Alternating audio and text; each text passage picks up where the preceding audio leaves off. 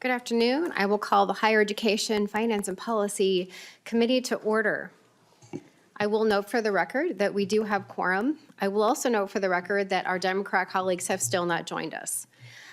So with that, I'm going to I'll entertain a motion to approve the minutes from January 21st. Would my vice chair be willing to move that motion? So moved. Any discussion? Seeing no discussion, all in favor say aye. Opposed? Nay? Minutes are approved. Next on the agenda, we have the Office of Higher Education doing an overview for budget and presentation, or their budget presentation. And it looks like they are still not in the room, so I'm understanding that the governor is still asking the commissioners to not participate in the legislative work of the House of Representatives. So we will duly note that for the public record that the Office of Higher Education is still a no-show with the governor's orders. We will move on. So the next issue, this is something that kind of came up in our committee, and thank you, Representative Novotny, for bringing this forward, and you had some concerns. And I hopefully will address those concerns, Representative Novotny, here today. So first up, we're gonna be talking about the University of Minnesota and an outstanding community partner award that they had given.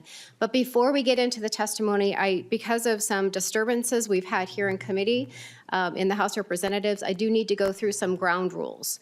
So in these committees, we expect decorum. We expect the audience to be quiet so that we can conduct our meetings. We'll have no signs, no outbursts, no clapping, and please don't block any of the walkways. If you need something in specific, if you've got a disability, if you would please get a hold of the pages or the sergeants that are in the room. This is a ticketed event, and so you have gotten a ticket in your hand. The tickets are equal numbers of opposition, and so pro and con. So I see the room is filling up, and I appreciate that. Thank you so much for coming and participating. At the very end, we would have an opportunity for public testimony. If you would like to come, we'll do equal time of proponents and opponents, and I'll be giving 2 minutes for each testifier. And we will only go till the time that is allowed because we do have another committee that will be coming into the room. Excuse me, not into the room, we'll be going to a session. So with that, we will move forward in the agenda, and I would invite up the Amber Cameron, the Director of Public Engagement Initiatives Office for Public Engagement from the University of Minnesota. So welcome to the committee. Thank you so much for joining us and telling us more about this Community Partner Award that was issued to communities communities and united against police brutality. And I'm understanding that particular group, they first got an award in 2021, and then they got another award, same group in 2024. And I will note for the record too, I did look at their IRS determination letter, and they just became an organization June 25th of 2020. So between June 25th of 2020, when they officially became an organization, and by 21, they'd already received an award from the University of Minnesota. I will also note that I see on their calendar, on the organization's calendar, that they are right now at this very moment at the University of Minnesota. I guess they're doing a course or something, and that seems to be on their calendar quite a lot. So with that, I will turn it over to you to let us know what exactly was the process of how they got the award and the relationship. I already kind of laid out some of the high level relationship and when they actually became an organization. I do note that the director of this organization has stated in public forums multiple times, multiple places in news conferences that either she or the organization, I couldn't tell which she was referring to, has been around for 25 years. But again, for the record, the organization began in 2020. So with that, I will turn it over to you, Ms. Cameron, and if you would state your name for the record and continue with your testimony. Thank you for being here. Great. Well, Madam Chair, members of the committee, for the record, my name is Amber Cameron, and I work in the university's Office for Public Engagement. Thank you for your invitation to attend today's hearing and to discuss the University of Minnesota's Public Engagement Awards.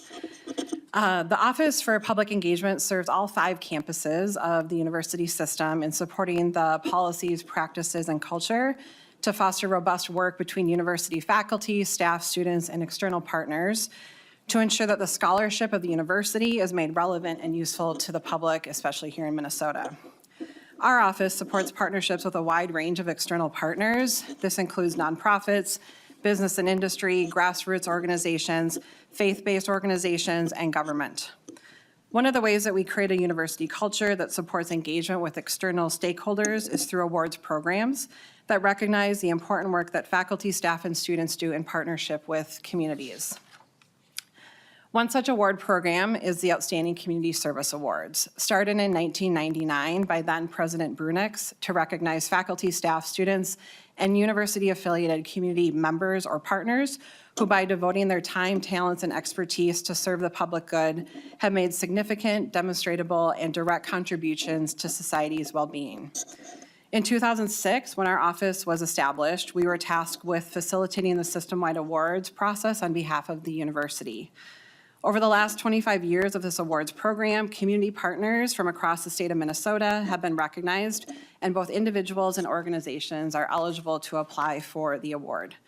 Some examples of previous recipients of the Community Partner Award include the Minnesota Lions Hearing Foundation, Mary Page, the former Renville County Commissioner and also co-creator of the Regional Sustainable Development Partnerships, World Without Genocide, Hyla Mays, who was a planner with the city of Minneapolis, David Benson, a former Nobles County Commissioner, the University YMCA, and Jess Bangston, who was the former assistant editor of the Crookston Times. As facilitators of the award process, the Office for Public Engagement solicits nominations for all awards through system-wide publications, including staff, faculty, and student newsletters. This is advertised to all staff and faculty at all 5 of our campuses, receive notification that they are able to nominate for these awards. In addition, units on campus share award information through email lists with external partners. We don't have one list to contact all community partners.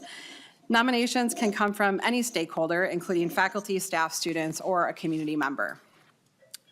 Nomination packets include a nomination letter describing how the activities of the individual or group was extraordinary, a personal reflection essay or video by the nominee reflecting on how their work has impacted the community and themselves, and supplemental materials such as additional letters of support or articles.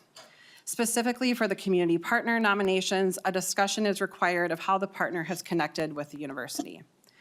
After nominations are received, our office invites university faculty and staff to serve on selection committees to determine the award winner for each category. So we have selection committees for the faculty, staff, student, and community partner awards. The committees are asked to evaluate the application in the following categories.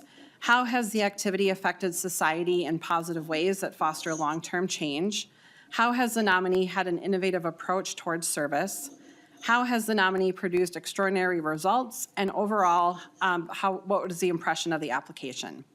Selection committees are instructed to evaluate the nominee based solely on the application.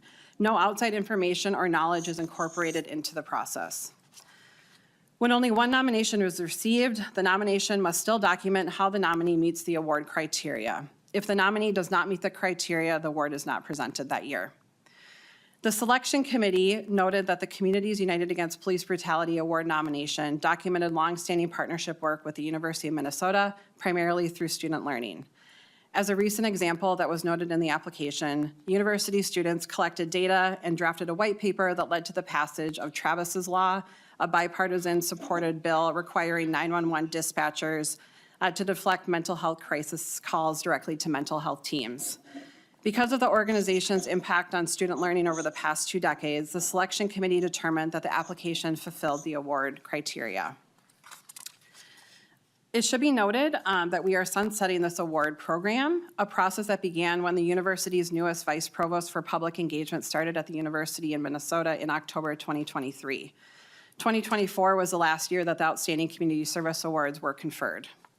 Under Vice Provost Van Ingren's leadership, my direct boss, we have developed an awards program that better aligns with the institution's support of community engaged scholarship, that is community engagement tied to research, teaching, and application, rather than simply volunteering. Some of the Outstanding Community Service Award winners did fit into the umbrella of scholarship over the past 25 years, But we wanted to make sure it was consistent so that volunteer service projects were not eligible in order to better fit the mission of the University of Minnesota. The original awards program had 2 lines of awards, the Service Awards and the Engaged Scholar Awards. And the new program is an extensive retooling so that everything fits into the Engaged Scholar Awards, and we've added some new categories, such as an Early Career Award and Graduate Student Award. As a result, all awards will be internal to the University of Minnesota to support community engaged scholarship. Madam Chair, thank you, and I'm happy to answer any questions that you or other committees members might have. Thank you for your testimony. I think we do have a question. Representative Novotny. I do have a question. Could you read the first line of your thing that, how the award recipients receive their awards, their evaluation? You, Ms. Cameron. The selection committee evaluation? yes. Ms. Cameron. Yep. Let me find that.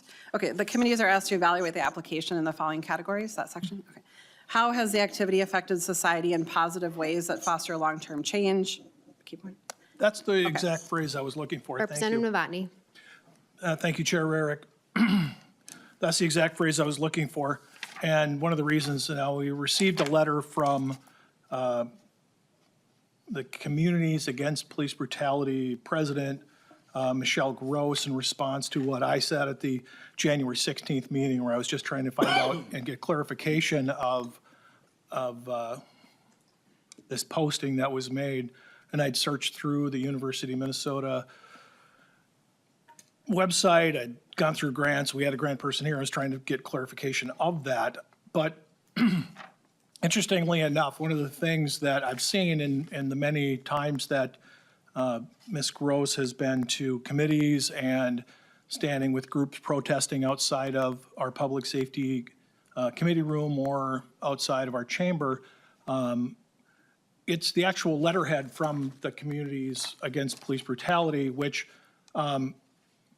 you say you want to select people that have a message of positive change. Their letterhead shows what appears to be just, maybe this is just an ink block test, but it sure looks like it's a representation of what's supposed to be a police officer with a long club beating a person on the ground. And that message would fairly line up with what we have heard from testimony from Ms. Gross and other things that she has seen in other media that I've seen from her in the past. Would you say that the image of a police officer with a long club beating someone on the ground is a positive image? Ms. Cameron. Thank you for that question, Representative Novotny. I am not an expert on the work that Communities United does. I've never seen their letterhead. And as I described as our process, I instruct our selection committees just to evaluate nominations as they come in, normally to avoid any type of bias. For example, if someone knows one of the candidates, I need them to be objective in their ability to evaluate packets. And if they're not able to be objective, then they're not, then they need to dismiss themselves from the selection committee. And so my job is to facilitate a process, not to evaluate an organization's work. Representative Novotny. That's interesting. Now, if you could clarify for me, how long has this group or Ms. Gross been working and putting on classes at the University of Minnesota? Ms. Cameron. I can answer to what was in the nomination materials. I do not myself work with this organization. The nomination documented that the organization has been working since its inception with the University of Minnesota, so for 25 years. They've been working with faculty throughout the campus.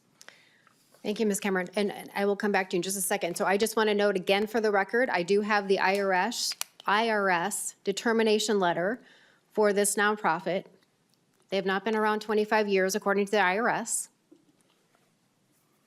June 25th of 2020 is when this organization formally became a nonprofit.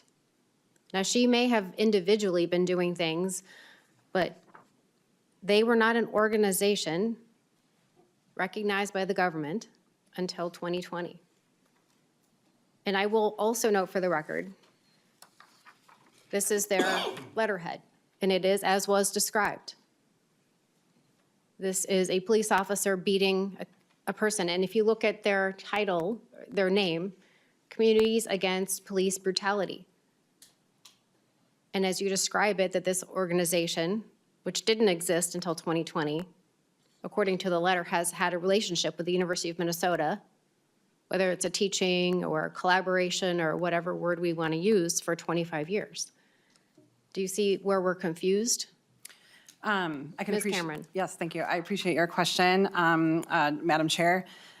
As I referenced in my comments, especially for the Community Partner Award, this can go to any individual, grassroots organization, group of citizens. There's no requirement that there's a legal tax status affiliated with an organization to receive the award.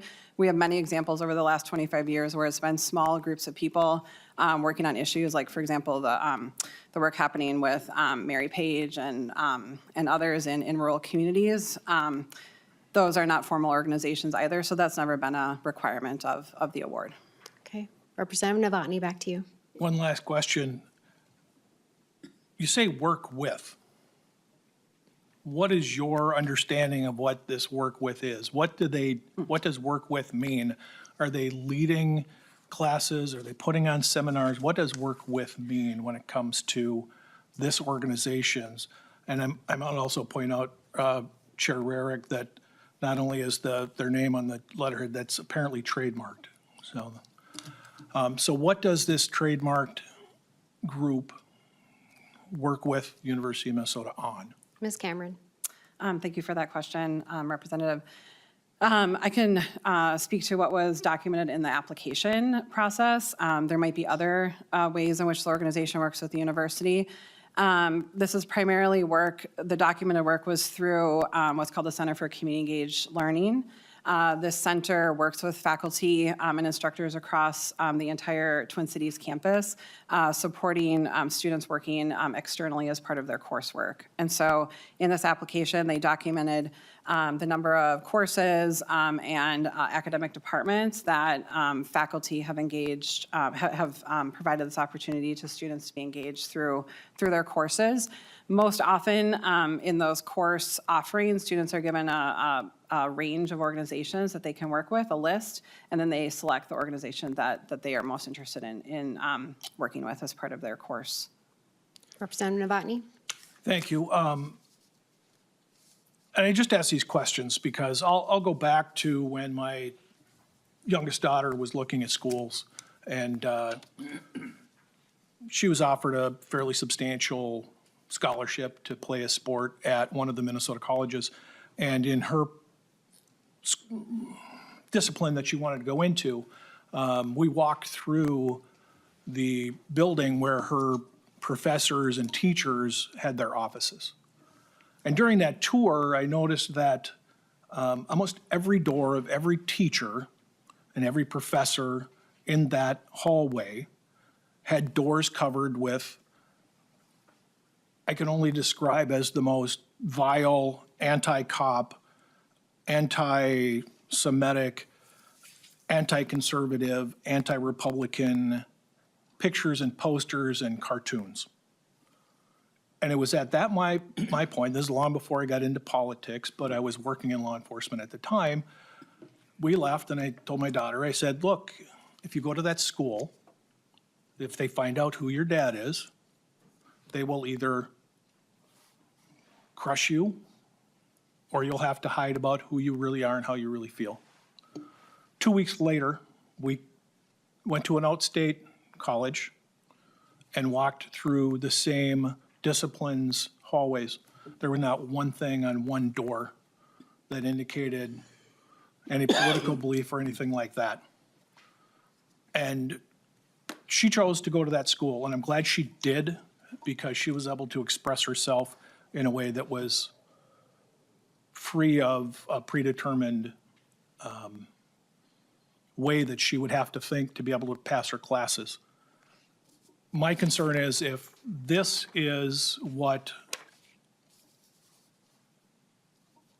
is being held up as not just, you can freely associate. If you want to go and hear some group talk, I think, you know, I believe that you should be able to freely associate, even if it is a group that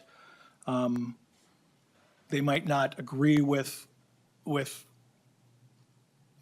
my belief of how I see their organization, but being on the receiving end of some of their members in the hallways of this building, I know how I feel about them. A student at the university should be able to explore that. We're holding them up as something that this is we're giving them an award for that. That's the part that I'm just baffled by, that this is being held up as someone we should look to. Have there been issues with excessive use of force in law enforcement? Absolutely. Have there been great strides made? Absolutely. Will there always need to be changes made? Absolutely. But holding up a group that is dwelling in, I can only describe as an extremist, non-productive, and sure as heck not a positive change. Thank you, Chair. Thank you, Representative Novotny. We're going to move on to Representative Scott. And before I give you the floor, I do want to note for the public record that Michelle Gross from the Communities United Against Police Brutality was invited to come, and she did send the letter that we're referencing in lieu of that. I believe she is at the University of Minnesota right now doing a presentation or a class or something, and then a press conference, something like that. So that was what her schedule said. Okay, so I'm being told she was at St. Thomas. In any case, she is teaching or engaging or something at this moment, and then I know at 2 o'clock she has a press conference. So she's doing that instead of being here answering questions, and that's fine. She sent a letter, so we have that, but I will move on to Representative Scott. Thank you, Madam Chair. I was also interested in the 4 criteria that you read off for deciding who the recipients of the awards would be. And you indicated results. And so I'm wondering if you could elaborate on the results. Were they measurable? But elaborate on the results that were achieved by this organization. Ms. Cameron? Thank you, Representative Scott. Thanks for that question. Yes, I'm happy to at least speak to what was in the award nomination materials. So there were definitely documentation of the extent to which this organization has worked across many areas of the university. The letter, the nomination letter included information that the organization has worked with 130 course offerings over the last 24 years, representing 26 different courses across 17 academic departments. As a result, about 1,000 students have participated in some way with the organization through these courses. The nomination materials also documented, as I mentioned, the Travis Law that was passed a few years ago. They noted the times when students have been working on documenting through research and through policy writing development, things such as Travis Law, and playing a role in preparing those materials for consideration at the state capitol. Representative Scott? Thank you, Madam Chair. So who vets the courses that this organization was rolling out to students? Ms. Cameron? Oh, yeah, sorry, apologize. Thank you, Representative Scott. I do not know the intimate details of how courses are designed or administrated or at the university. That's not part of our office's purview. But the provost office, I can bring that question back to the provost office for clarification on how courses are developed. Okay. Representative Scott? Thank you, Madam Chair. And what were, another criteria I think that you mentioned was an innovative approach. And so could you tell me what their innovative approaches were based on the application? Yes, I'm happy to Cameron. speak to that as well, Representative Scott. The innovative approaches that the reviewers noted in their documentation was really the ways that they have brought students in as as leaders and as people who are learning the legislative process through the organization. So the innovative process is using opportunities to help students learn how bills are drafted, how you move as a citizen, those informations into kind of the capital proceedings, and how to effectively collect data that is relevant to help legislators make informed decisions. Ms. Cameron, does that include getting a busload of students to go up to the majority leader of the Senate's business and protesting in front of his business? Thanks for Cameron. that question, Madam Chair. I am not familiar with what you're referencing, and so I can't speak to that. Thank you, Ms. Apologies. Cameron. So what happened is this group loaded a busload full of U of M students and went up to Paul Gazelka, then Senate Majority Leader Gazelka's business, and protested in front of his business because they didn't like what he was doing. Little different than coming here and voicing your concerns in a committee hearing. Representative Scott, are you have more? Just, Representative thanks, Scott. Madam Chair, and I'll just sort of wrap up here, but it sounds to me like their innovative approach is activism. And so that was being part of the curriculum, is what it sounds like to me, based on that application. I'm wondering, Madam Chair, and to the testifier, would we be able to get copies of that application and all the materials that went into making that decision? Ms. Cameron? Thank you, Representative Scott. I can bring that question back to my provost, and we can get back to you with how we would release that information. And I Representative Scott? thank you, Madam Chair. I'd be glad to make a formal data practices request if that's necessary. But yeah, please let us know how you'd like to handle that. Thank you. Thank you, Representative Scott. Representative Robbins? Thank you, Madam Chair. Thank you, Ms. Cameron, for being here. I have a couple lines of questions. First, when they got the award, they said in the letter that we received that there was a nominal financial prize, but they have not received it. What is that financial prize amount, and when or will they receive it? Ms. Cameron? Thank you, Representative Robbins. The financial award for the Community Partner Award is $5,000. And according to our accountants, that's getting processed. Normally, it happens in the next academic year, so it's getting processed this academic year. Representative Robbins? Thank you, Madam Chair, and thank you for that answer. So where do those funds come from in the university budget? Ms. Cameron? Thank you. Thank you for that question. As I understand it, it comes from O&M funding. But beyond that, I'm not sure how the funds were determined in 1999 to be used that way. Representative Robbins? Thank you, Madam Chair. Thank you. So I would like to know how much of the O&M budget goes for awards like this through this Community Engagement Award Program, historically and also for the current academic year. So if you could get me that information, that would be helpful. Thank you, Representative Robbins. We can, and maybe the two of you can work on a data request together so we have it nice and formal, and we will submit that as well. Representative Robbins? Thank you. And then tied to that award, I'm assuming there was, she mentions an award ceremony.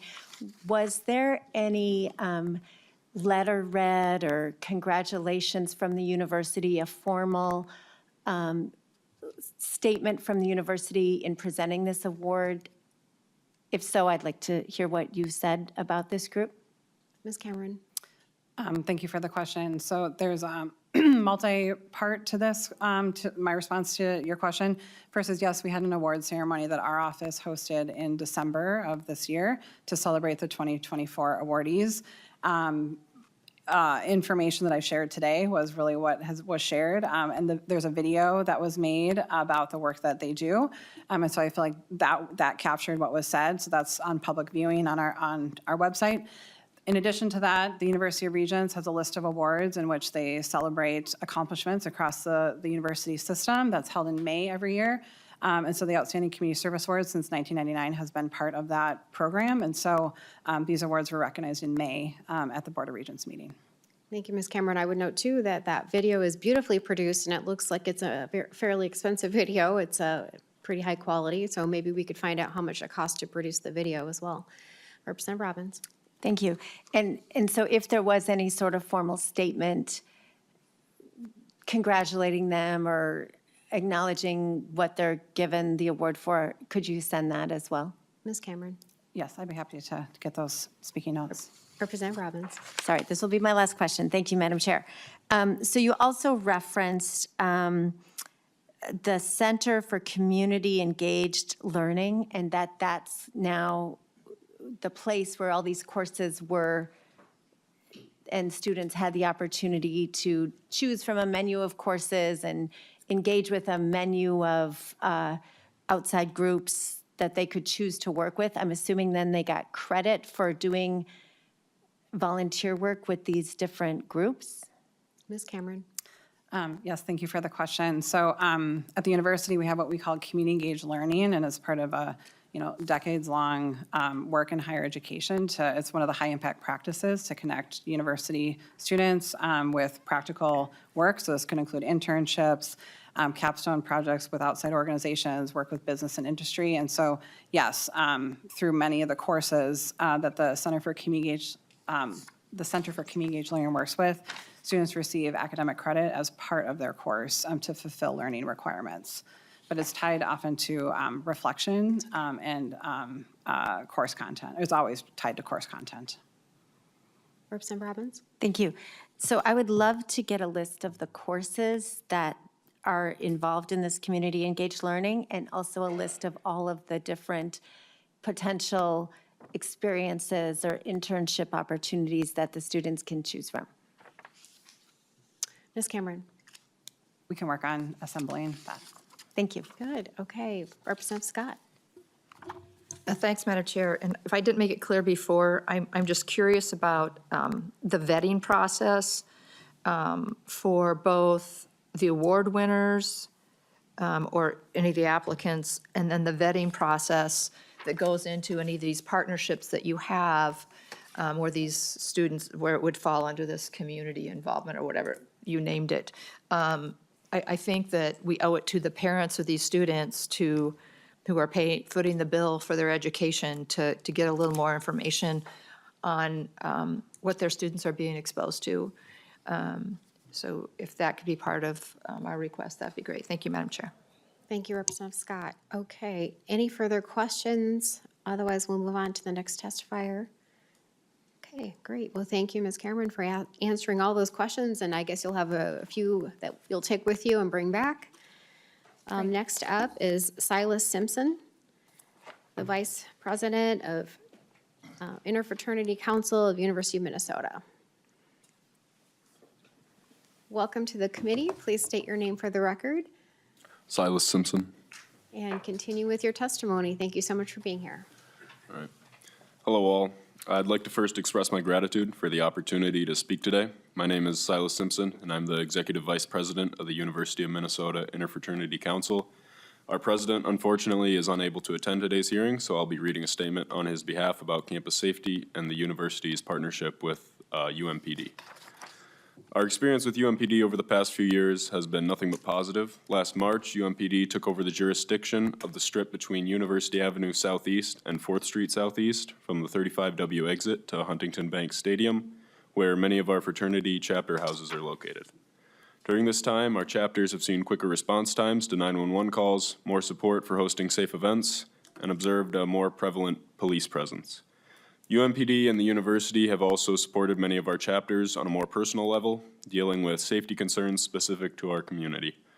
The university's many efforts within our community have seen great results, such as their newly opened UMPD Resource Center in Dinkytown, their several camera towers posted along streets with high foot traffic, and the visibility of officers being increased late into the night. We are incredibly grateful for UMPD's support, but a more prominent police presence is not the only thing we believe can be done to make our campus and Greek community safer. Other improvements, like increased lighting, could make a significant difference for our members and the entire student body. That is the main priority of our community, ensuring the safety and well-being of our members and guests. We believe that through strengthening our relationship with UMPD over the last few years, that our community has become much safer. We will continue to value any further opportunities to increase UMPD's presence with us and our broader campus community. Thank you. Thank you, Mr. Simpson, so much for coming and bringing that information and that perspective from the students' side and what's happening on the campus. Any questions for this testifier? Representative Scott? Thank you, Madam Chair. And this might actually be a question for you as our lead on higher ed over the last few years. But I believe, didn't we allocate a lot of money for additional lighting on campus? And maybe I'll ask you that, and then to the testifier, just see if he's noticed an increase in that, more lighting on campus. Is there still more needed? Because I know that's an issue you and I have talked a lot about is safety on campus. Yes, Representative Scott, we did, and I see our wonderful nonpartisan fiscal staff is looking at the spreadsheet, so I'll give him a moment. I'll just kind of talk into the mic as he's looking for the number. I have a number in my head, but it doesn't mean it's right. And we did give quite a bit of money specifically to enhance public safety on the campus because we collectively, the legislature, were incredibly concerned about the stories and the crime statistics. Quite frankly, the crime statistics were skyrocketing year after year after year, violent crimes. And so we at the legislature, as you know, Representative Scott, were incredibly concerned about that. And you and I and others, including Representative Novotny and others, have advocated very loudly for increased presence of both Minneapolis Police and UMPD so that it would deter crime and more lighting and all of the above. And so I know myself and Senator Rarick and a few others went on a safety walk to see really what was happening, and it was quite enlightening. I would encourage us to do that again. Maybe not in January when it's quite so cold, but we can go another time that's when it gets a bit warmer. But I think one of the most powerful stories that we heard was from one of the UMPD officers. And he told us the story of how he had stopped an assailant with a knife from stabbing a student and wrestled him down and got cut himself and apprehended him and stopped him from attacking a student brutally and brought him to, the Hennepin County Jail to process. And unfortunately, Mary Moriarty decided to not continue with charges, even though he was injured himself. So you have, as you know, and those that are law enforcement in the room know that there's multiple things that could have been charged, but none of those things were charged. But the end result was this officer who was on a bike at the time, so he was doing bike patrol, had said to us, well, why would I do this job when I know that when I put my life on the line and I apprehend somebody and take this dangerous weapon away from them and nothing happens to them? And so I think if anything comes out of today, we want to thank law enforcement for what they do. We want to encourage those that are county attorneys to actually prosecute crime. And maybe things will change. So I think, if anything, if the University of Minnesota had a voice that said, you know what, we would like crime to be prosecuted, that would be helpful. Because right now, instead, we have this focus on groups like this that we will hear in a little bit, the disparaging comments that have been made against law enforcement that are just trying to keep the public safe. So over to Mr. Savory. Did I talk long enough so you have the information? Mr. Savory, our wonderful nonpartisan fiscal. Madam Chair and members, there was an appropriation in the previous 2023 Omnibus Higher Education Bill for $10 million for the FY 24-25 biennium of $10 million. The base for that appropriation into this current budget year is $2 million for the 26-27 biennium. Mm-hmm. Thank you, Mr. Savory. So yes, that was the number I had in my head of $10 million specifically to enhance public safety. And of course, they could use it in a variety of ways, but one of the ways that we did discuss was specifically lighting. Representative Novotny? Thank you, Chair Rarick. Mr. Simpson, I've been to the University of Minnesota campus a couple of times. I've got a friend that's active down there and have met with a couple of the regents doing walking around tours in the day and at night. And as I've been a recently retired law enforcement officer and using my ability to carry a concealed weapon, there were still areas that I was concerned where I was at on campus and just off campus.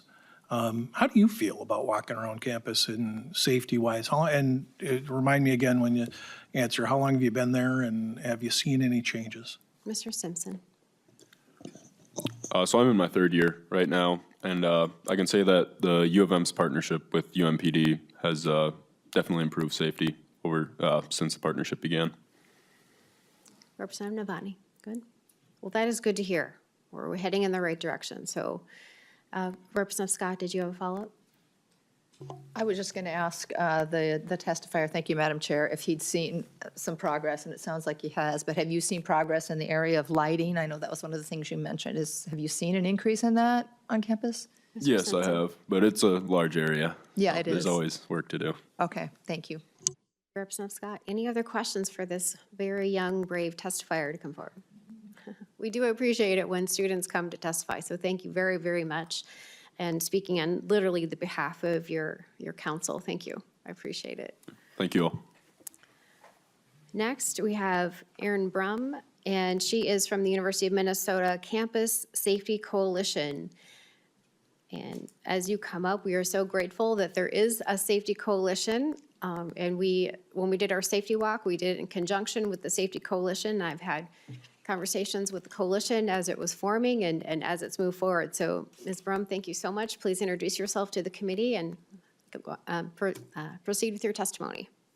Thank you, Madam Chair, for having me here today. My name is Erin Brum, and I am on the Board of Directors for the Campus Safety Coalition. We are a nonprofit that founded 2.5 years ago. We're a group of community members, parents, students. We're now 2,000 strong. The board is only 6, but we've grown quite a bit over the last 2.5 years. We set up our nonprofit to work cross-functionally with the University of Minnesota, the state of Minnesota, the city of Minneapolis, and the police departments that service the University of Minnesota. And I really, again, I appreciate the opportunity to get in front of you. I want to spend my time focusing on the partnership that we have with the University of Minnesota and the 2 police departments, again, that service the University of Minnesota. I have many notes, so bear with me. Over the last 2.5 years, a lot of things have changed. When we founded our nonprofit, things were messy, and I'm using that is a good word. It was messy. We've come a long way in 2.5 years. I really hope that the students are seeing that. So a lot have graduated, a lot of parents. We have a lot of new parents that are part of our group. They express concerns all of the time, but things seem to be getting better. And I think the credit, a large amount of that credit needs to go to UMPD and MPD. We don't hear enough about the wonderful things that these people do night and day to protect our families and our community. Frankly, I don't understand that. I don't like it. That's why I took time off work today to come speak to you today. I have 9 quick points that I want to talk about very briefly, and these are the initiatives that we've worked on and we've been a party to over the last 2.5 years. First and foremost, a campus safety advisory committee was formed around 2 years ago. It's a cross-functional group of stakeholders that are concerned with public safety around the University of Minnesota. That group meets every month, and that's been very good. It's a good opportunity to debrief and speak to everyone who is engaged in public safety. Specifically over the last year, when about a year ago, crime was really escalating, violent crime, to very concerning amounts. University of Minnesota Police Department added extra hours and overtime. A lot of overtime. Every weekend, overtime to protect the students in the community. UMPD also increased jurisdiction. Mr. Simpson talked to that briefly. I can't impress how important that was to help get extra officers covering. I mean, we all know what the numbers are with MPD. It is critical to have presence out on those streets, especially at 2 a.m. It was around Halloween that we had a shootout in front of Frank and Andrea's. It didn't receive very much news. I think maybe one news story, and that was it. There were students everywhere around at 2 a.m., like there is on the weekends. Unacceptable and scary. But we had police there, I think it was in like 2 minutes, which is phenomenal. Had they not had this extra jurisdiction in that coverage, that probably would not have been the case. It was a very scary weekend, I'll tell you that for sure. So about a year and a half to 2 years ago, we were working with the University of Minnesota to get more secure door entrances. There was an unfortunate situation that there was a deceased individual in one of the buildings. We couldn't figure out how that could happen, but we worked with the University of Minnesota. We were very loud advocates in locking down some of those buildings, and the U was very responsive, and they've done that, which is phenomenal. The Off-Campus Safety Center opened up just a couple months ago. We were there for the grand opening, and we've also done a hefty donation to help fund the safety center. It's phenomenal. It's an opportunity to get more presence, to have people there, to do community safety. It's been wonderful so far. That's what we've been hearing. UMPD is also helping cover 911 calls, which is really important. I think what we've heard from students, that students have reluctance to call 911 because, well, various reasons, but it's good that UMPD, which are the officers that the students are used to, they see day in, day out, they are also covering those calls as well as continued service from MPD. The university security has become more visible, especially in the last year, which is very good, and they just took over the Gopher chauffeur, which is good because they will have additional hours to provide rides for students, and they're using the University Safety Center as a hub. So I think that's phenomenal. And I actually was able to get some stats today, this is late breaking. Now there are 12 CSOs with UMPD, that's up from 5, so they were able to get an additional 7 officers, which is great. And now they're at 63 sworn officers, and 3 started today. And I think everyone knows recruitment and retention in law enforcement is very difficult, so to see the numbers go positive is great, and I think that's a testament to the police department and their leadership, and also with the University of Minnesota, obviously. I referenced the chauffeur. I referenced the Safety Advisory Committee. So I've hit a lot of these, and I don't want to drain them because Mr. Simpson alluded to a few of these as well, but it's really, really important to us as a board to communicate how important law enforcement and those relationships in conjunction with the city and the University of Minnesota, that those relationships stay strong, that we continue to nurture those, because things in Minneapolis are tricky. I don't know that they're getting better. I have my own opinions, but that's not for today. It's just really important that we thank the people that are keeping our community and our families safe. Thank you. Ms. Rum, thank you. I have a question from Representative Robbins. Thank you for being here, Ms. Brum, and thank you for this update.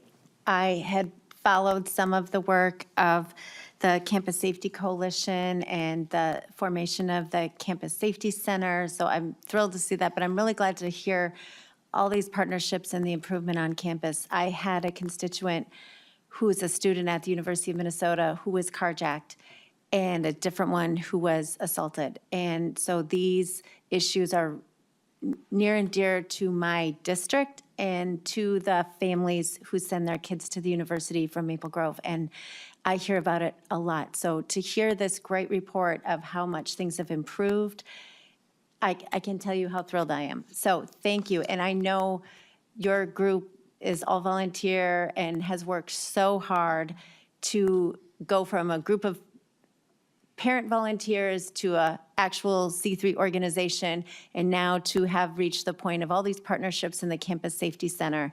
I mean, we really appreciate your work and your partnership with the U. They have stepped up. They have really risen to the occasion. And it's to the credit of all of you that our campus safety is improving, and I hope you will continue that work. And if there was still going to be an award that would go to long-term community success, I think was the something about affecting society in positive ways that foster long-term change, I would nominate you, because I think you are exemplifying what that award should be about, and we're very grateful for everyone's work. Thank you. Thank you. We really appreciate that. Thank you. And thank you for your support. Representative Robbins, I think everyone on the committee would probably agree with your words. I certainly do. And I was just thinking the exact same thing. If ever we were going to give a community award to a group that's made an impactful change for the positive and really have been engaged and collaborative, it's the Safety Coalition. So thank you. I would think everybody, all the members of this committee probably feel the same. So thank you so much. We appreciate that. And we know that 2.5 years is not a very long time. And you've done yeoman's work in 2.5 years. So thank you on behalf of all of us and the legislature for your work and keeping students safe and most importantly, developing this incredibly great relationship with law enforcement. Thank you. Thank you, Ms. Brum. Thank you so much. Representative Novotny, do you have a question for Ms. Brum? I just have one question. You mentioned that someone had made a fairly large donation. Was that a foundation or? It was our group, Campus Safety Coalition. Okay, it was Yes. your group individually, and that's money that you had raised yourselves. Correct. Ms. Brum?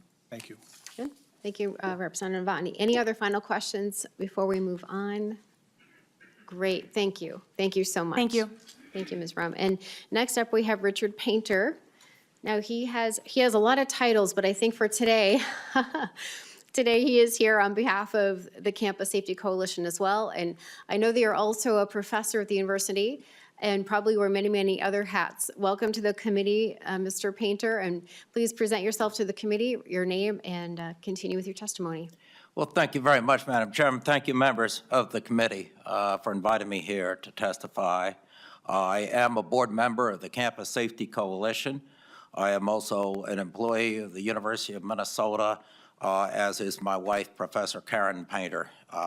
We have been with the University of Minnesota now for almost 18 years, since we came here. And from Mr. Painter, Washington, for the DC. record, could you just state your name one more time? Richard Painter, P-A-I-N-T-E-R, Richard Painter. I'm a resident of Mendota Heights, Minnesota, and as I emphasized, a member of the board of the Campus Safety Coalition and an employee of the University of Minnesota. I'd remind my employer that I have my First Amendment rights, and I'm going to express them here today. I've had no difficulties with the law school, but some of the other parts of the university seem to have some difficulties with respecting the free speech of faculty, staff, and students who dissent from the status quo.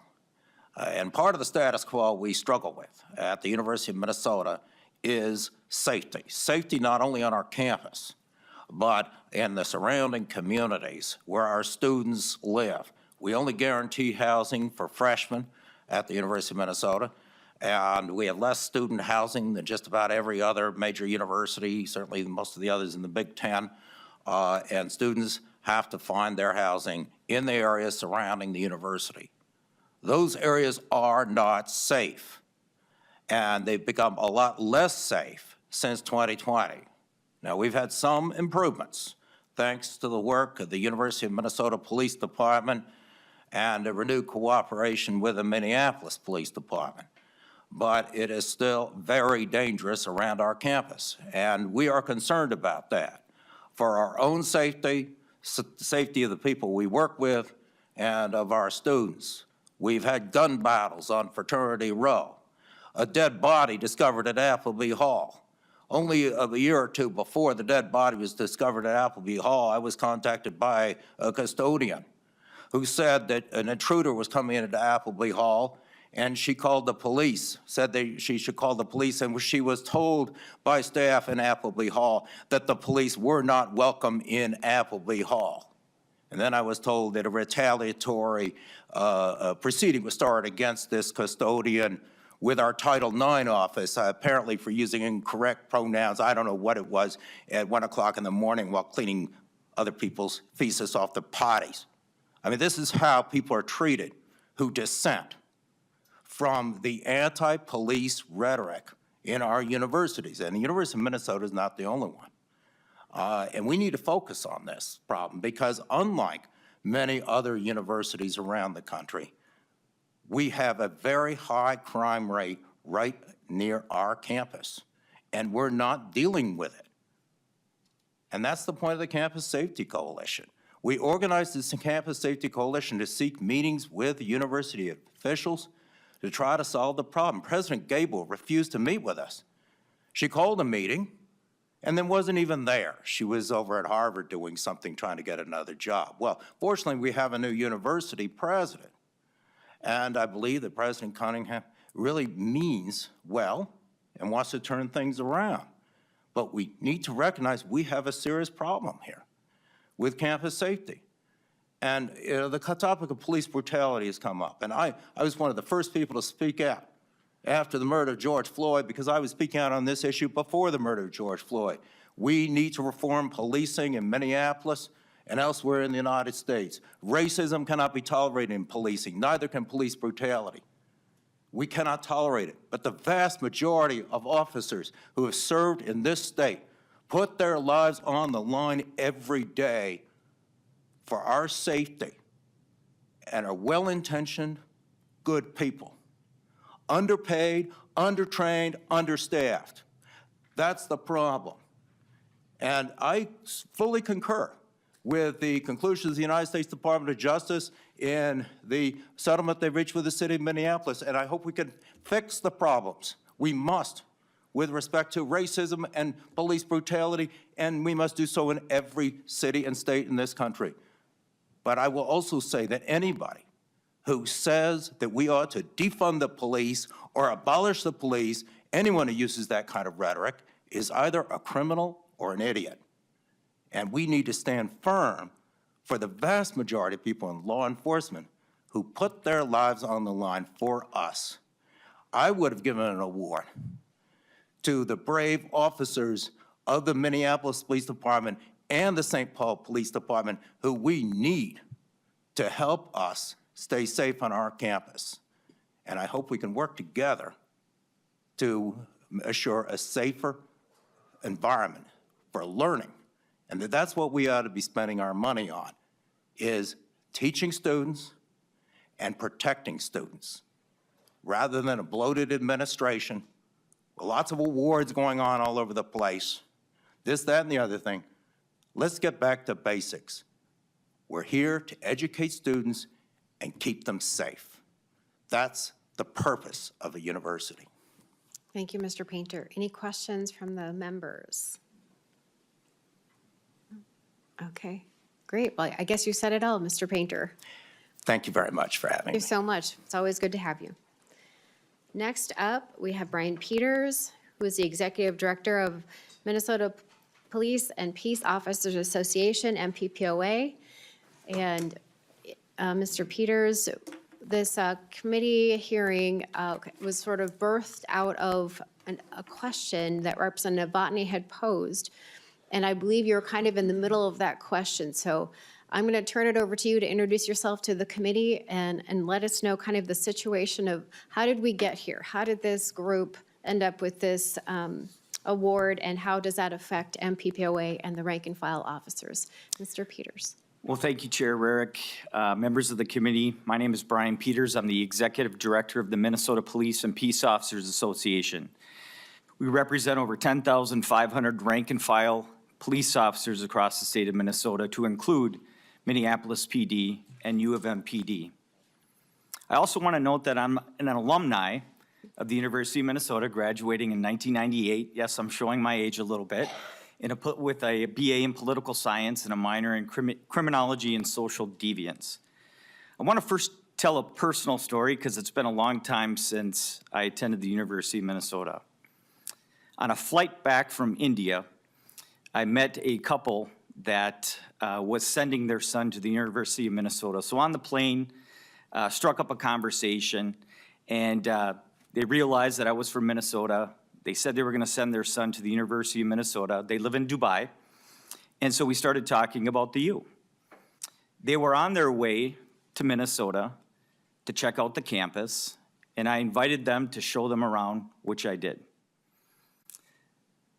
After that, they asked if I would take care of their son, Kunal, when he was at the University of Minnesota, and I absolutely said yes. So Aman and his wife live in Dubai. Kunal did come to the University of Minnesota. He lived in the apartments across where the old McDonald's was in the Dinkytown area. We'd have him over for Thanksgiving, Christmas, because he had no family here.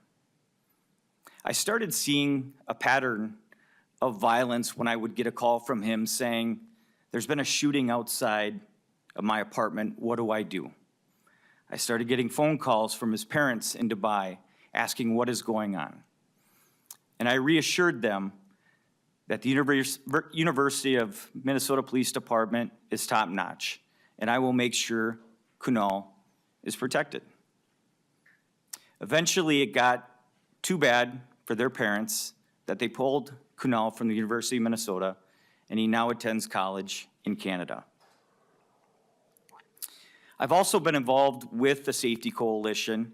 One of my good friends, former Secret Service Mike Olson, serves on the board. And so I've also known what has been happening at the U of M from a crime standpoint, from an image standpoint, and I've also worked with the Safety Coalition, advising them on what my thoughts are of what are possible solutions. So now I'm here to talk about a little bit about the award that was given to the Communities United Against Police Brutality. A few weeks ago, we saw the U of M, in their own words, give Communities United Against Police Brutality a major award. As the state's largest public safety organization, we feel it is both shocking and inappropriate for the University of Minnesota to partner with an award to this organization. Communities United Against Police Brutality is an extremist organization that spreads misleading and harmful narratives about law enforcement. They create an atmosphere where students are led to believe all police officers are inherently racist, encouraging them to side with criminals instead of supporting law enforcement. So let me provide you some examples of the unprofessional nature of the organization, whose leader is more interested in providing completely false stories to the media. Example number one, I think everyone in this room is familiar with the most recent case with Trooper Ryan Londrigan. I can go into detail if you're not, but I think we all know about this case. The things that I'm going to read to you come off of the social media pages of Communities Against Police Brutality. CUB in their social media posts demand officers involved in the Ricky Cobb and Ryan Londrigan case to be charged, just assuming they're guilty and bad, even without probable cause and even without an investigation.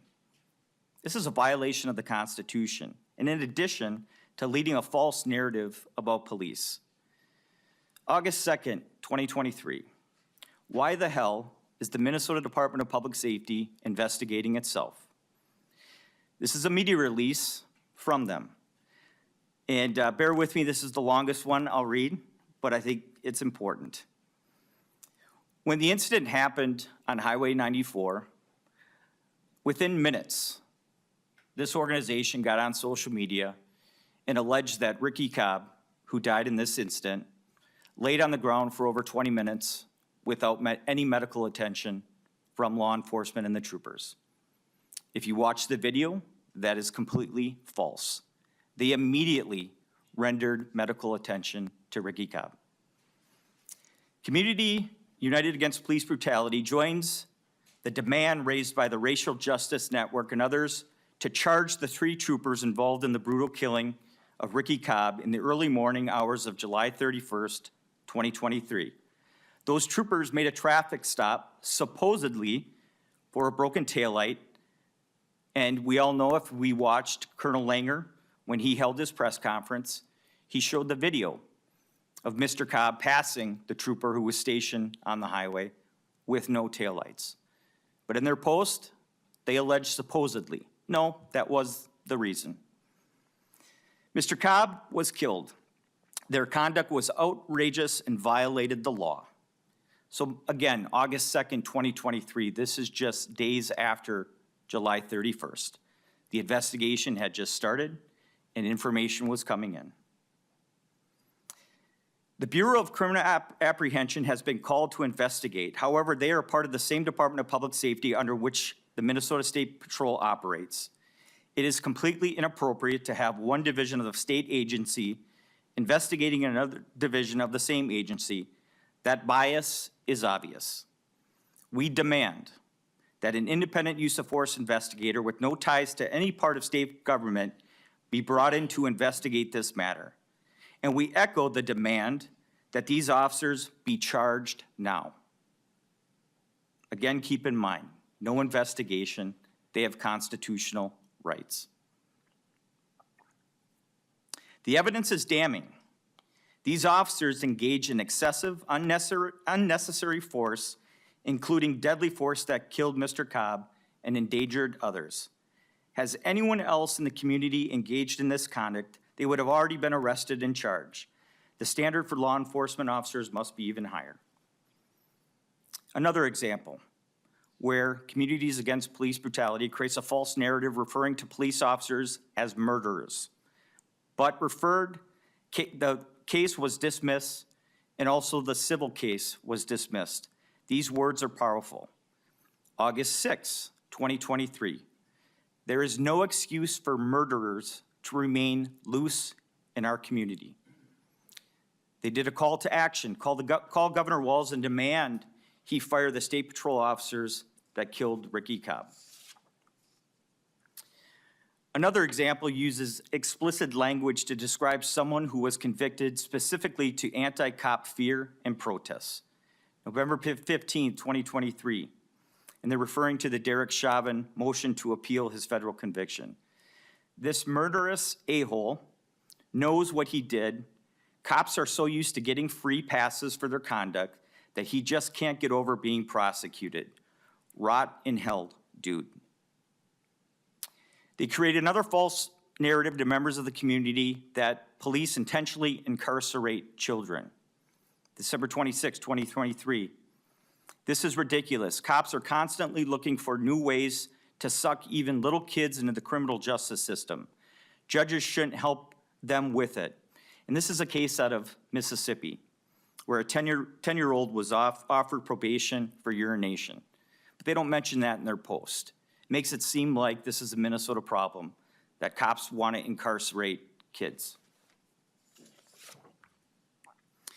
Another time they posted about a case where the facts were yet not known, and they started lying, providing incorrect facts. February 1st, 2024. This man needed mental health services and assistance for dementia. Instead, they tased him to death without any facts being released. Again, this is the narrative that they're pushing. They post about specific staff at the Bureau of Criminal Apprehension, calling them liars, clowns, which is unprofessional and again incites fear and undermines public safety. February 15th, 2024. Scott Mueller with the BCA is a big fat liar. And this is the clown that they have investigating police deadly force incidents. No wonder his investigations are stilted toward the clearing of cops.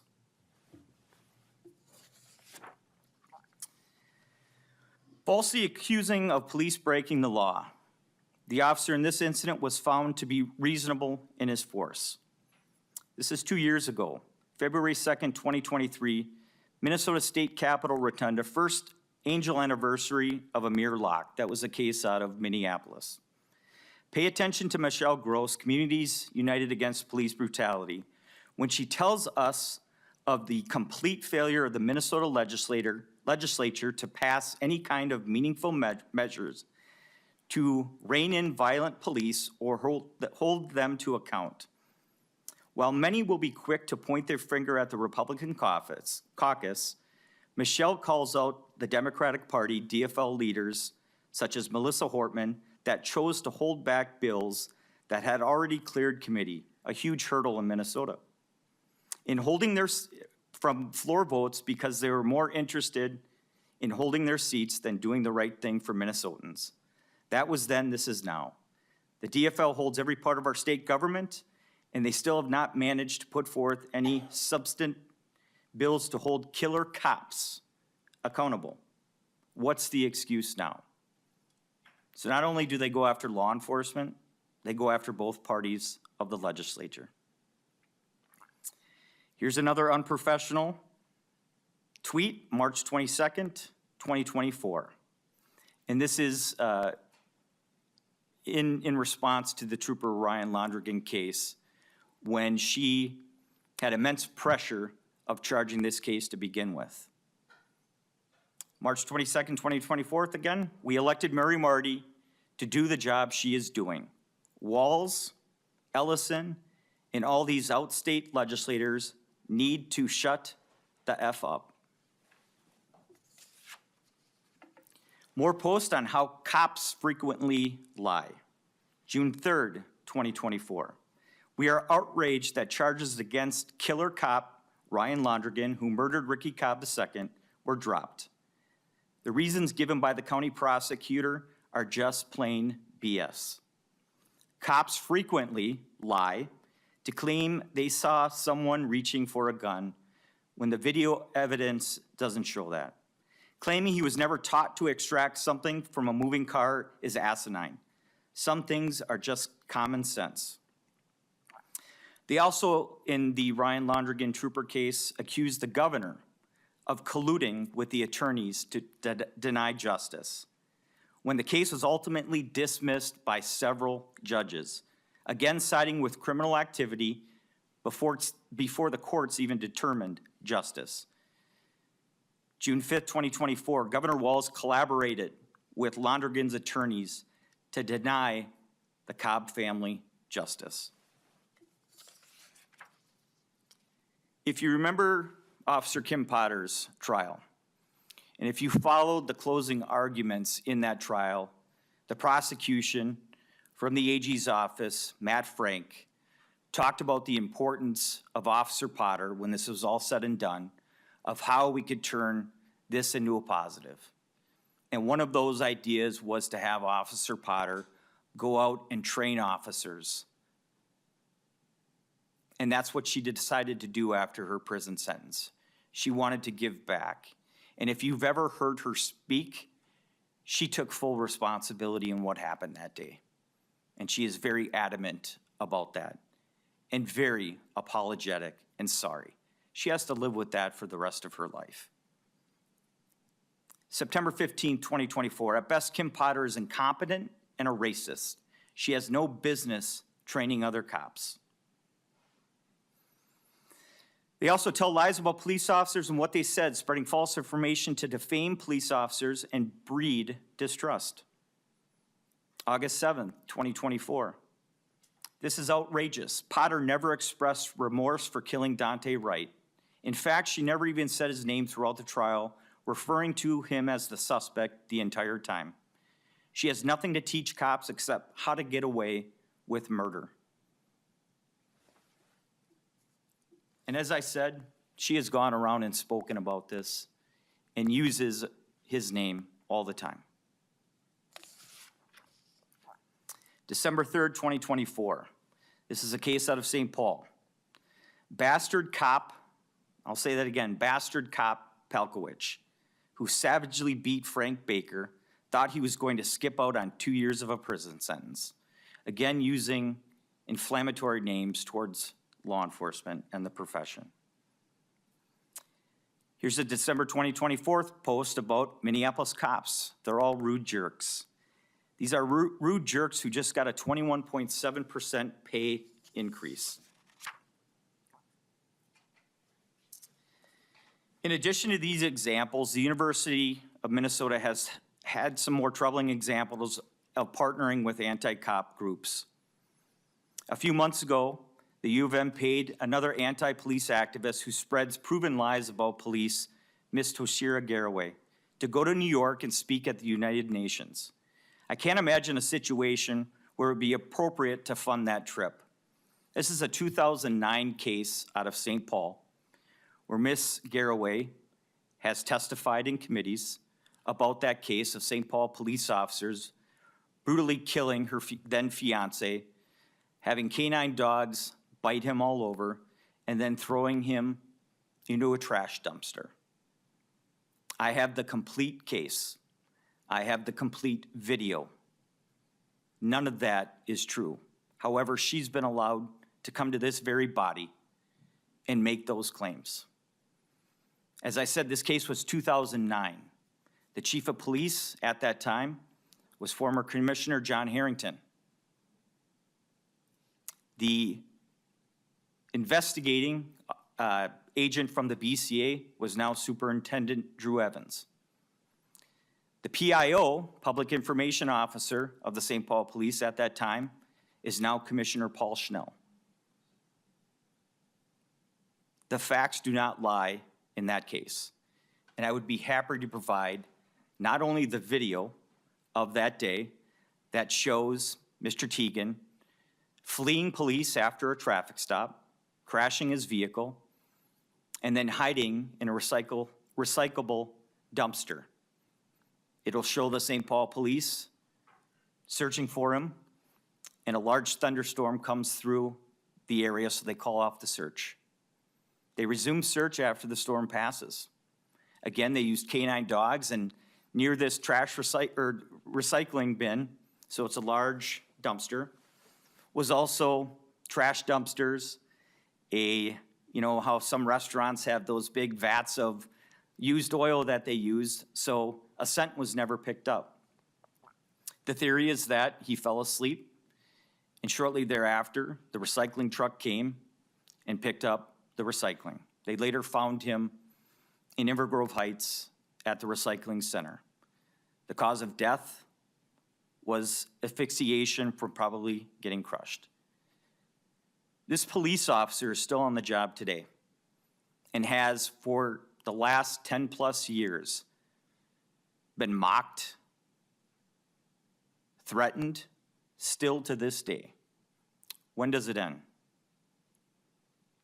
There have been a few incidents with the U of M students of taking a playbook directly from Communities Against Police Brutality on undermining and lying about the police, where MPPOA did media releases on these two examples that I'm about to give you.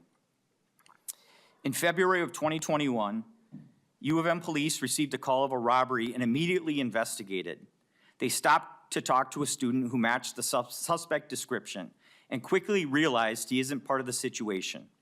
The student, however, posts an incredibly factual, inaccurate account to social media and complains to the U of M regents on how he was racially profiled and harassed and immediately criminalized. He even starts an email campaign. Well, then when the body camera video comes out, it shows completely courteous and respectful exchange. This type of behavior by the student reacting to police is encouraged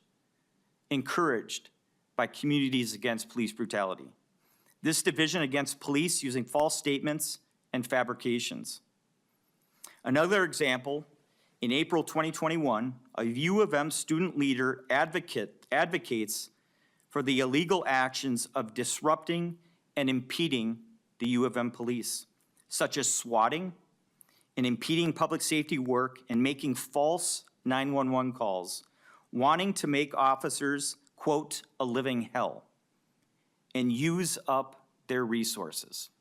This was a recorded Zoom, and this is a student in a leadership role.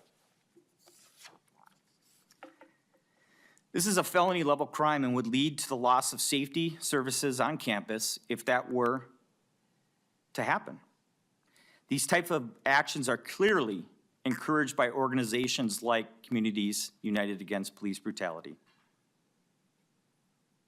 Law enforcement agencies are tasked with the duty of responding to emergency situations and in order to promote public safety. Everyone deserves to be safe, and advocating to impede police from assisting victims of crime is absolutely mind-boggling. And it's against the law. But it's from the playbook of Communities Against Police Brutality of spreading lies about police. Public safety officials in the University of Minnesota Police Department exist to protect and serve the community and work hard to earn the community and campus support.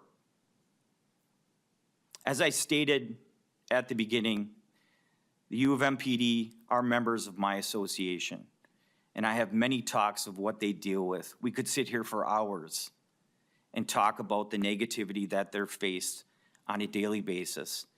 And I want to commend them for the amount of respect that they have shown not only the university, but the students that they serve. What you saw the other day in Representative Novotny's public safety hearing, if I and my president, Shane Myrie, were able to get back on the microphone after being interrupted by vulgar protesters, what we would have said is welcome to a day in law enforcement. That's what our men and women who put on that shirt and badge every night face when they go out into the public. They don't put that uniform on to say, I can't wait to hurt somebody tonight or even kill somebody tonight. But Communities Against Police Brutality thinks otherwise and creates a false narrative and has for years. They're very good at pointing out problems, but very rarely offering solutions. Or their solution is no police. Can we imagine a world where we don't have the men and women out there protecting us right now in the frigid cold, being exposed to the vulgarity of many people? Think about that. In closing, law enforcement professionals dedicate themselves to ensuring the safety of all community members and strive to build positive, respectful relationships. It is truly disheartening that this organization is recognized for promoting the very opposite of those values. It's time that we have these conversations, and it's time that we get back to civility. We all expect it. We all expect it for our kids. We expect it for our students. We expect it for the faculty. We need to do better. An award like this encouraging that behavior, to me, is wrong. Thank you, Madam Chair. Thank you, members of the committee, and I'll take any questions if you have them. Thank you, Mr. Peters. I know we have some, and before I go to members, I just want to say this. As we've had this hearing and we've done this investigation, and I appreciate, of course, our staff is amazing to dive deep into this and to understand this long-standing, I'll say it again, a long-standing relationship, collaboration, co-opting of these students from the University of Minnesota into this type of activism is beyond the pale. What's come forward in this hearing is an abomination. The University of Minnesota should be ashamed of themselves for aligning themselves with an activist organization that perpetrates all of these lies, baseless accusations, inflammatory language against the very people that are trying to protect them. I could not be more disgusted right now with this collaboration, partnership. And the letter that I have in front of me from Michelle Gross says this 25-year organization, which of course she's not because they only started in 2020, throughout their history have worked with students from a number of schools, including the University of Minnesota. It's right there in black and white. It's right here in her schedule that's online. You can easily find it. Pillsbury Hall, there's a conversation happening today at Pillsbury Hall. One of the professors is a board member. This isn't just a community award. This is not just about a community award. This is about a systemic, inflammatory attack against law enforcement that are trying to protect the students of the state of Minnesota. I could not be more disgusted with what has come out from this hearing. I cannot believe that the University of Minnesota is aligned with a group like this, and others apparently, that teach our students this type of activism, this type of hate.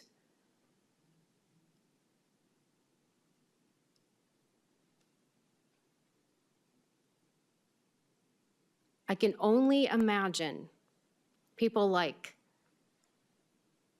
then Chief Harrington, an esteemed law enforcement gentleman, and former Senator Paul Schnell, who is now Commissioner Schnell, Drew Evans, who is now the BCA superintendent, was characterized and disparaged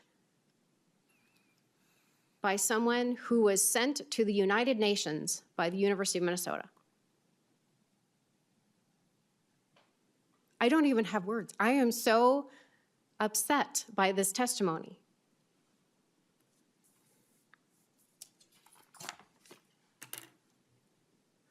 Members, I'm gonna turn it over. I'm sure Representative Novotny, you've got questions, and I hope they're really good ones, because I'm literally in shock, Representative Novotny. I had no idea that when you asked your question, the depth that we would uncover today. Representative Novotny. Thank you, Chair Eric. Actually, I don't have many questions because Mr. Peters covered almost every point that I was going to cover. I'll start off with a comment. I read the tweet, the X posting about Officer Potter calling her a racist, and having sat through her presentation and having the opportunity to meet with her post release from prison, for them to just call her a racist, knowing her background, knowing her family now. Just, if everyone gets called a racist for anything, it doesn't mean anything after a while. So thank you for addressing that. I, along with probably everyone else on this committee, I don't know if it's legislature-wide or just the committee, received numerous emails from people, and I'd pull it up, but I don't, saying that the MPPOA and Alpha News created this attack against this group. And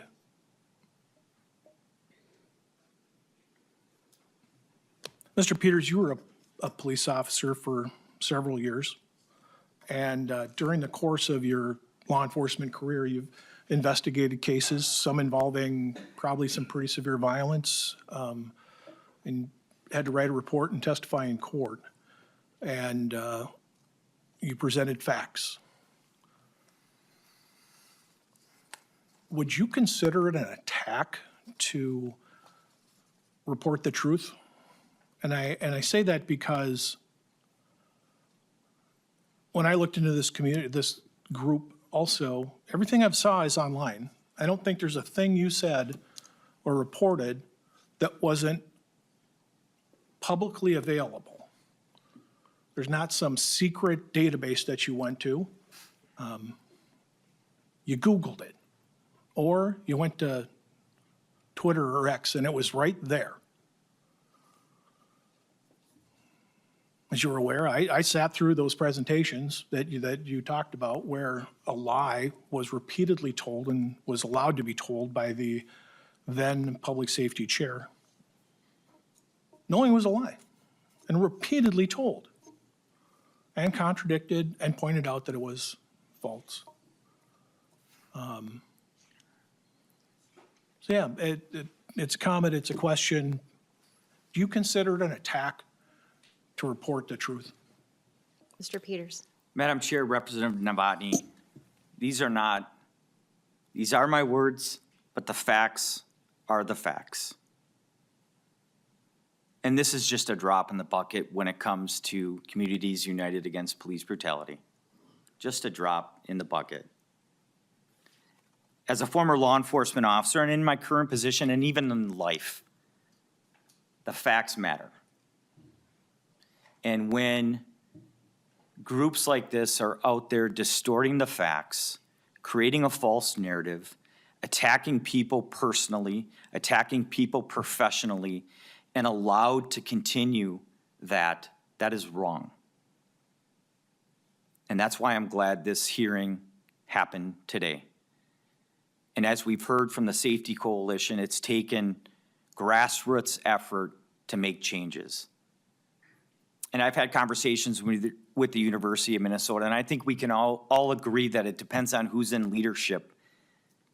What matters is leadership. And I understand, and the professor talked about it, and I've talked to the U about it. There is new leadership, and I'm optimistic. But my ask is that look at the facts and ask yourself, in particular, is this a group you want exposed to our kids?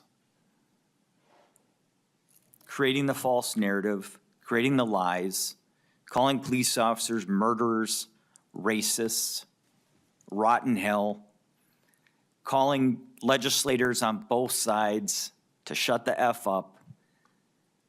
Is that where we've gone in our society? But to your question, Representative Novotny, these are facts, and everything that I have said today, I can give you a video, I can give you reports, and I can simply go to social media and use their words, not mine. But I am here as the executive director of the largest police association in the state to defend my rank and file members that go out and do this every day in spite of groups like this, that their sole purpose is to defame them and break down the profession. As long as I'm executive director, I'm not going to let that happen, ever, period. And these groups can come after me as much as they want. We're ready. And we will continue to fight for every single one of our members. Thank you, Mr. Peters. Representative Scott. Thank you, Madam Chair, and thank you for being here, Mr. Peters, and to the U and to everybody that testified today. You know, I think I've served on this committee. This is going to be my third term.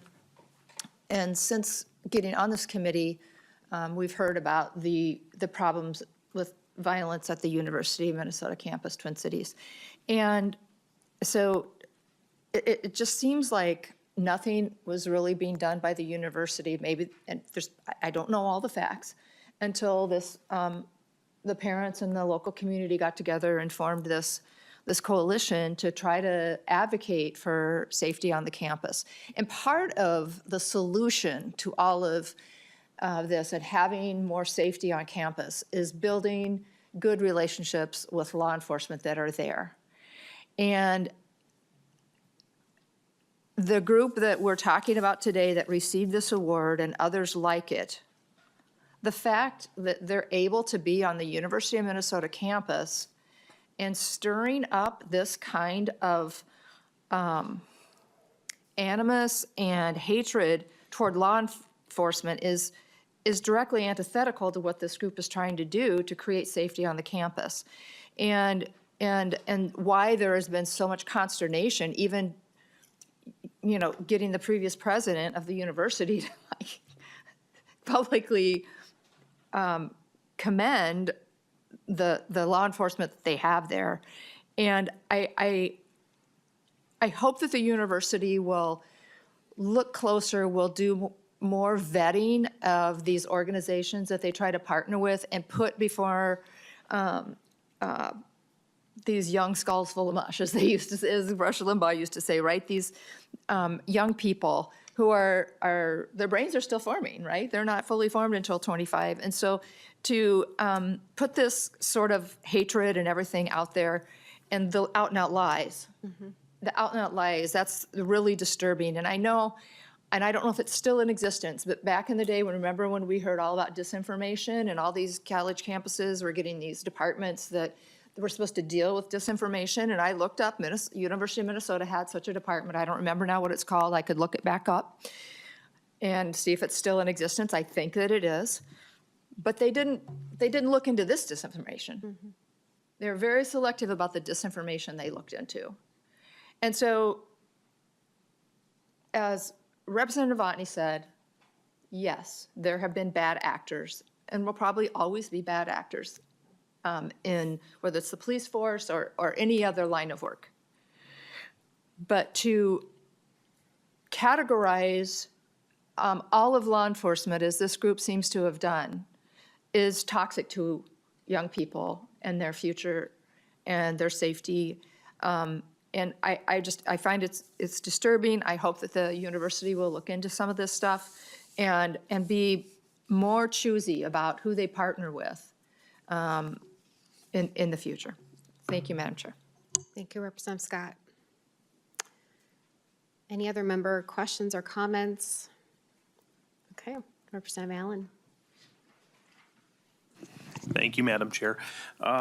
Just getting back to Mr. Peters here, I was just wondering, when you talk to your members over at the UMPD, do they feel like they're turning the corner in terms of public safety over there, and they're kind of getting a better handle on what's happening over there at the University of Minnesota? Mr. Peters. Madam Chair, Representative Allen, I appreciate the question.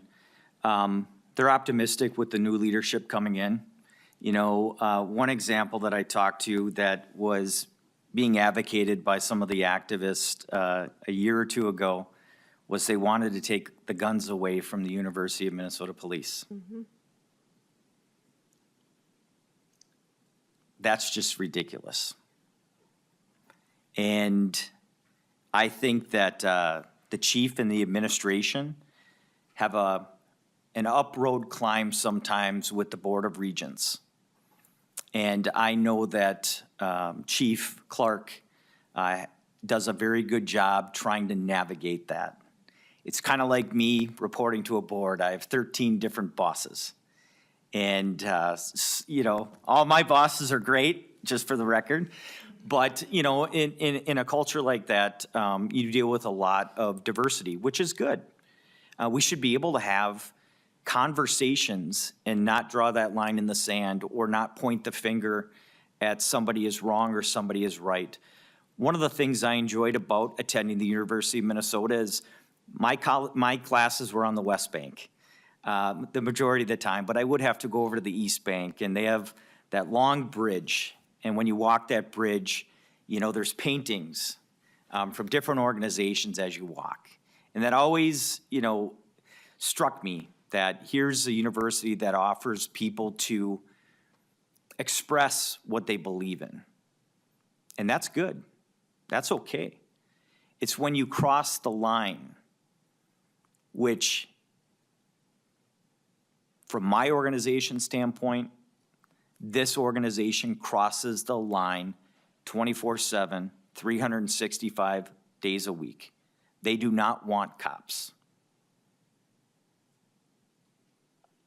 They're the type of group that throws a grenade in the middle of the group and walks away. Just creating problems with very little solution other than get rid of cops. I took this job in 2019, 10 months before COVID and some of these high-profile cases. I took this job because I saw an opportunity at a high level to help make this profession better. And for the last 5 years, that's been difficult because of organizations like this. But I'm still here. I'm still willing to fight. I'm still willing to be a part of the solution and not the problem. But it's groups like this that are the problem. And I appreciate this committee having these conversations. That's where it starts. I'm not one that's just going to throw a grenade in the middle of the room and walk away. I'm here because I believe that collectively, whether it's outside groups, whether it's the legislature, whether it's the U of M, there are solutions. But it also has to stop and call out groups like this that are not in the best interest of where we all believe we need to go. Did that answer your question, Representative? Sorry, I got off on a tangent. Very good. Representative Allen. Yes, and thank you for your answer. This is actually pretty personal for me because I graduated from the University of Minnesota in 2000. Previously served on the IFC board, judicial board, and the university is an amazing institution. There's just nothing better at campus. In the spring, when you get to see the maroon and gold flowers coming out of the ground, and in the fall, when even God loves the gophers and turns the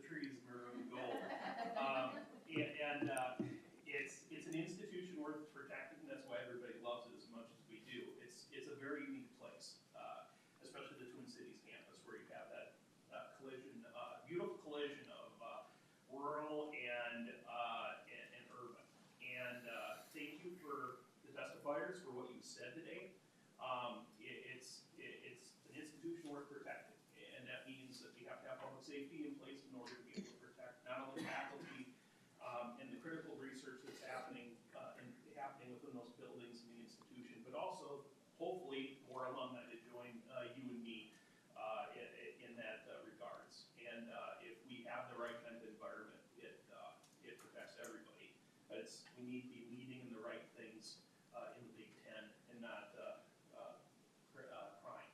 And that's, thank you for helping with that, to everybody and helping protect this institution, because it's a great place and It is. resource. Thank you. Representative Schwartz. Thank you, Chair.